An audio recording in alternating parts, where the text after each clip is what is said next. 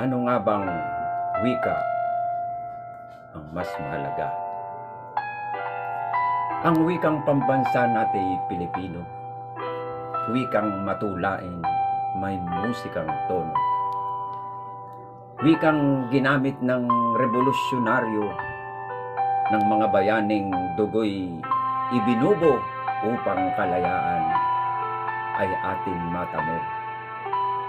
Datapot ang wikang ginamit na tabak na siyang nagpalaya sa pagkakabihag. Siya rin ngayoy gamit niyong mga sukab, mga manluloko, kay tamis mangusap. Mga taong ganid, liko at marahas. Ang wikang pambansay temang Pilipino, paksang inuungkat tuwing buwanang Agosto.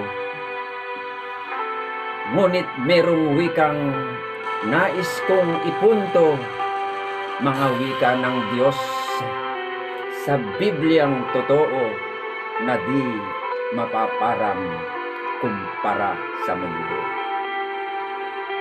Ito yaong wikang pinang-aanyaya ang katwirang aral ni Kristong anak niya. Juan 3:16.